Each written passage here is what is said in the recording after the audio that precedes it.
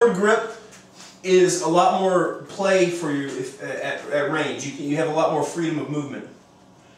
You have less in reverse grip and less range. A lot of people say, "Oh no, you can reach with the same range." It's not the same, and it's a lot more contorted of the wrist to try to get the same. Now I want you to put your shoulder forward and as if you're trying to stab me. Yeah, drop your shoulder, something. Drop your shoulder. Just reach forward.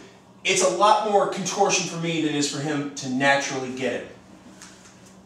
So you have to have an advanced trapping and entry system now, especially for small or a reverse grip, shorter range.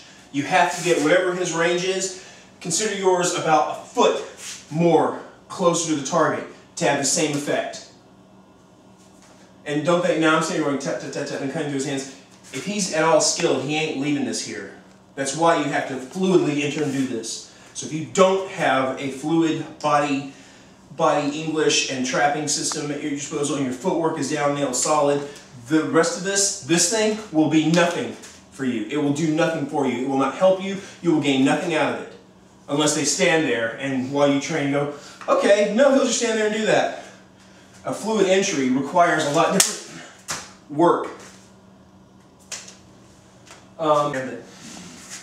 Now it's even more, think about a karambit as if you're holding a knife in reverse grip that now you cannot change grips with because of that loop in the hand and the finger, and it's bent a little bit. The reach is even shorter than this. And typically speaking, if that was out, it'd be shorter anyway, but like a longer karambit. That one actually is now unrealistic because it would be longer than the knife if it was forward. Like that one I have? But it's shorter reach still. So I'm using a regular sized karambit. The reach is even much more shorter. Now you've got maybe half a foot at most. Put your thumb down here, please. Thank you. You've got maybe a quarter foot at most. All you can deal with is from here to the wrist, maybe, at best. If you're dealing strictly with karambit speaking. If you pass it and you manage to get it to here and start manipulating it, great. You can take another step in. The other hand comes up. And by the way, because you have a karambit, it doesn't make you invincible. Now his trapping hand, he starts manipulating me with his trapping hand. I'm going to have to work that around, and I've got that long-ass knife to deal with. So now your entry, footwork, trapping, and body English skills have got to be guru level or more. You can't do this. This is one of the reasons the karambit is not a weapon for beginners, because the mechanics and necessary skills for operating it are at a much higher level than just picking up a knife. And in fact, because of the curvature, it's much easier to gig yourself than it is with a knife. And a knife, it's pretty damn easy. One of the things about the karambit is the way it's shaped. In Indonesia, the body English, some of the way they do kembangan, you'll see that they can pull the karambit close to their own body because they contort their body inward to bring the karambit across at close range. So when I'm in close and I do this, and I can move my body around, he doesn't know to move his body with it. But the karambit is a hook with a blade on it.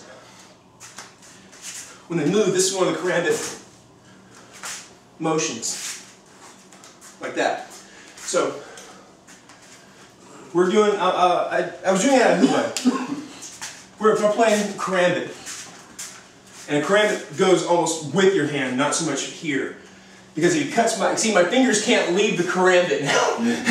So if he cuts my hand or my fingers, gets across my fingers, I have to suffer that. So you need a trapping system.